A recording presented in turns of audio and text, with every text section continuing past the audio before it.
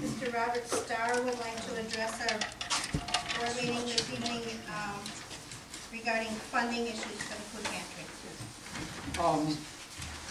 As I said before, I've been here in the past and I have expressed concerns. These concerns at this point are getting worse by the day.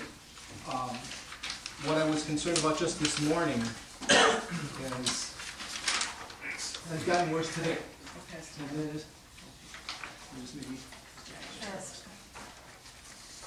Okay. As of last Wednesday, which was December 14th, the food pantry was getting calls, and I'm the person who answers the phone and helps people make appointments.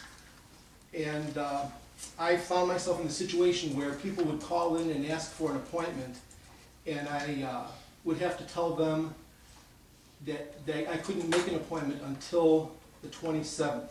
That is, although they called 11 days before Christmas, they still could not get an appointment before Christmas.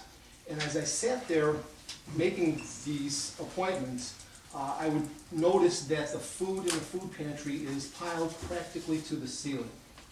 We've got a situation where we've got plenty of food. We've got food coming in from donors, and we're almost at the point where we can't take any more.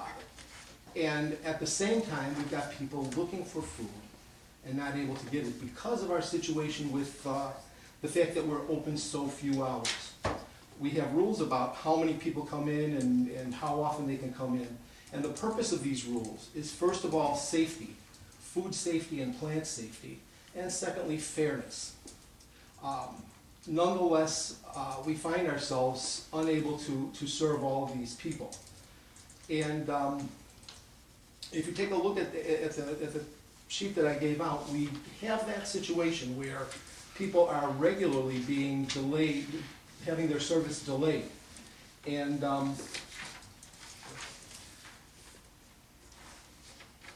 in addition to that, we are aware of the fact that there is a great deal of money put aside for the food pantry that's nowhere near to being used.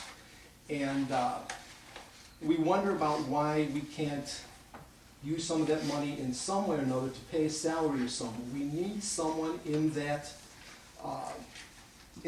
food pantry. We need to be open more hours. It's gotten, as I said, more dire. Today, I had a gentleman call. I told him that I couldn't make an appointment for him until the 28th because the 27th was already full.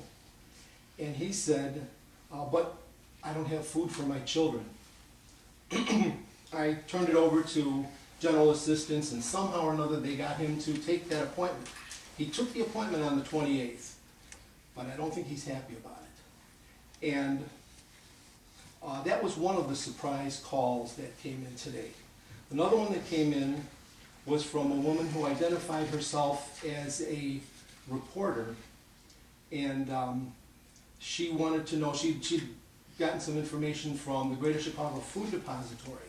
The Greater Chicago Food Depository told her about things that were going on, and she was asking questions about these same things. How much food do you have? How many people do you serve? The way Laura handled it was to say, I'm only a part-time employee, I don't feel good answering these questions. When the woman asked more questions, Laura said, well, first I want to talk to the people of the Greater Chicago Food Depository before I answer questions like this to someone who just called over the phone. And she said she'd call back tomorrow, and I'm not quite sure what's going to happen with that. Now, all of these things that I'm mentioning here, again, are things that Laura is aware of. That's the part that I wanted to say so far. However, this is the part she doesn't know I'm going to say. I know a fed-up woman when I see one. And Laura Hoover is fed up. And we all know that she doesn't need this job. And I have a feeling you put fed up and doesn't need the job, we know where this is going. And I would say to you, well, do what you're going to do what you feel like doing. You have the information that I'm giving you, and we see where it's going, but I'm going to tell you it's not going to stay this way. Taking care of 1,000 people a month. When we first came up here, we were taking care of 250 people a month. Now it's close to 1,000 people a month. That's not going to stay that way, and I don't see Laura staying that way. And again, I'm not speaking for her. She never said this, I'm saying it. I don't see myself as a troublemaker, I like to see myself as a problem solver. I see problems and I hope we can solve those problems. Thank you. That's the situation, thank you.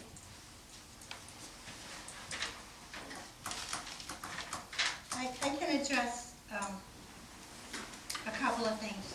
We're not going to have a back and forth discussion, Sure. but the salary cannot come out of the donated funds. Have you asked a lawyer? Yes. Okay, donated funds cannot be used for any salaries. Okay, salaries only come out of the taxing dollar. The food pantry salary person comes out of general assistance. And it was brought to this board last year, and it was a decision of this board at that time not to increase the hours of that person in the food pantry. We're coming up on another budgeting year cycle. We'll come to that discussion again. Okay? When will that be? Our budgeting year ends March 1st, so we'll have a new budget in place by March 1st. Thank you.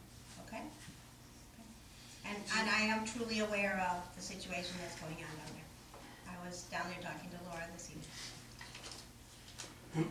Gee, do you want to know when the discussion was? Because we do have a special meeting to discuss the budget. Okay. And if you'd like, we can let you, I mean, it's a public notice anyway, so. Yeah, there'll be a public notice. on that, because the discussion, once we have the discussion, that's a separate meeting.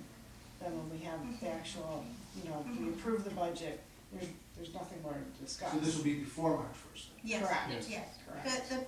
It's a public hearing 15 minutes before the budget is approved that evening. So yes, there's a public hearing for the budget on that evening. Okay. Thank you. And thank you for your time that you do put into the food pantry. And the people of the township truly appreciate everything you do there, Rob. Thank you very much for listening. Thank you. Thank you. Okay. May I have a motion to move resolution 42-11, number